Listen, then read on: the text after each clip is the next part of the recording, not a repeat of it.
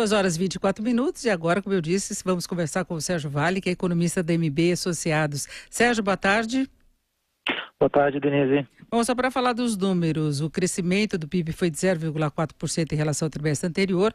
O setor com melhor performance foi a agropecuária, crescimento de 1,4%, indústria 0,1%, serviços 0,1%, a formação bruta de capital fixo, que na verdade são os investimentos, 0,6%, consumo das famílias 0,5% e o consumo do governo caiu 0,4%. Sobre o mesmo trimestre do ano passado, expansão de 1,2% da economia, acumulado em 4 trimestres 1,3%.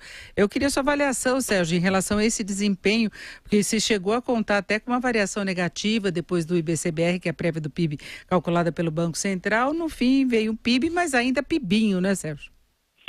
Pois é, Denise, a gente já está, acho que no Brasil a gente está acostumando com notícias ruins ao longo desse ano, de uma forma insistente, né? O PIB no final do ano passado parecia que ia ser bem mais positivo esse ano. Ao longo dos primeiros meses do ano a gente foi tendo surpresas negativas, especialmente fevereiro e março foram números bastante baixos, aí acabou levando esse número pior do que se imaginava. É um crescimento em que pese ser um crescimento de fato, ele é menor do que a gente estava tendo nos trimestres anteriores, né? A gente terminou o quarto trimestre do ano passado com 2,1, acelerando em relação aos trimestres anteriores, e aí entregou 1,2 no primeiro tri. E, de fato, esse número, infelizmente, se torna automaticamente velho, porque ele não é mais uma sinalização tão completa do que pode vir pela frente. A gente tem que olhar muito o ano agora, infelizmente, a partir deste momento da greve dos caminhoneiros, o impacto que ela vai ter ao longo do ano, né? Foi algo inédito, tem sido algo inédito, né, que não acabou completamente e, infelizmente, vai afetar de uma forma severa os dados de atividade do segundo trimestre como um todo, né? A gente revisou os números hoje aqui na MB, provavelmente vai ter uma queda na margem, né? O segundo tri contra o primeiro trimestre, aí da ordem de 0,2%. O número, na comparação com o ano passado, também vai ser baixo, provavelmente ainda mais baixo do que foi o primeiro tri, aí na casa de 1,1%, e o ano como um todo está praticamente, não vamos dizer perdido, mas de fato vai ter um número bastante decepcionante. A gente está com 1,9% de crescimento em 2018 e, na verdade, a gente pode falar quase assim com uma certa garantia, especialmente porque tem ainda eleição no segundo semestre, que 2% de crescimento parece ser o teto esse ano, né? Tem uma grande chance, eventualmente, de a gente ter até que revisar esse número e que quando eventualmente revisar, a gente ter que revisar para baixo. Então, de fato, foi a divulgação de um número pior do que se imaginava e um segundo semestre ainda mais complicado. De fato, o cenário não está positivo.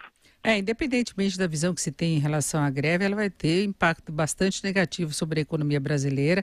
Agora é hora de contabilizar, como eu tenho dito, as perdas. Nós temos graves problemas, não só na atividade, mas, por exemplo, a área de mineração já tendo problemas com as exportações de uma forma concreta, vão ter de justificar que são fatores externos aos termos de acordos que impediram a exportação do produto. Tem isso acontecendo também com a soja, que é líder mundial. Nós temos perdas de produtos. Agora as coisas começam a voltar a uma normalidade de abastecimento, mas frutas e legumes caríssimos, as verduras, o próprio combustível, não é, Sérgio? A questão do preço, né, tudo subiu, a inflação, isso aí tende a voltar, né? A gente teve esse aumento muito forte agora. Quando normalizar, esses preços devem voltar ao padrão que a gente tinha anteriormente. O que não volta foi essa perda maciça de atividade, essa parada quase generalizada que a gente teve na economia, e é uma parada que tem resquícios, né, tem rescaldos aí para o restante do ano, como você bem falou. No caso do agronegócio, tudo que a gente está tendo aí de perda de produtos, especialmente na pecuária, o setor de açúcar e álcool está sendo extremamente afetado agora também. Isso tende a causar danos significativos para o setor, que é quase 1/4 do PIB brasileiro para esse ano, e afeta as expectativas gerais de consumo e investimento, né? Aquela pessoa que estava empregada, estava voltando a consumir, olha esse cenário de greve, olha uma eleição incerta, fica assustada, com medo de voltar a perder o emprego, a gente começa a ver uma desaceleração de consumo aparecer. O próprio investimento, que ainda foi positivo no primeiro tri, mas já deu os primeiros sinais de começar a desacelerar. Eu acho que segundo trimestre a gente vai ver isso mais intensamente. Aumenta o grau de incertezas em relação ao andamento da economia, cria uma expectativa maior em relação das eleições, aquela sensação que todo mundo tem, tomara que isso acabe logo, que a gente chegue no próximo ano e que seja melhor, né, Sérgio? Agora a gente não sabe o quanto que pode ser melhor ou não. O grande problema, Denise, é que esse tipo de evento fortalece posições extremadas, né? A população está insatisfeita desde 2013. 5 anos da população reclamando consistentemente sobre a política brasileira, e é uma economia que há 5 anos está estagnada. Eu fui fazer a média de crescimento do Brasil de 2013 para 2018 e, na verdade, você tem uma queda na média de 2013 a 2018 de 0,1% por ano. Ou seja, você tem uma economia que está parada literalmente há 5 anos. Né?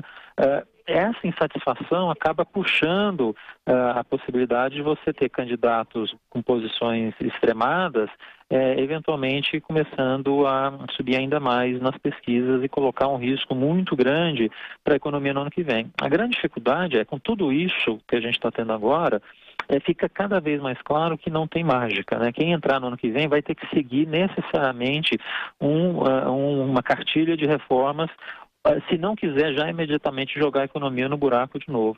Então, assim, olhando o lado positivo dessa encrenca toda que a gente está, talvez é reforçar a necessidade de seguir com reformas relevantes para a economia no ano que vem. Senão, a economia não vai aguentar muito desaforo, nem a sociedade. A gente vai ver a economia voltar para o buraco rapidamente se não for seguido essa sequência de reformas.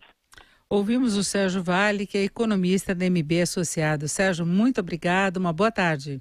Boa tarde, Denise.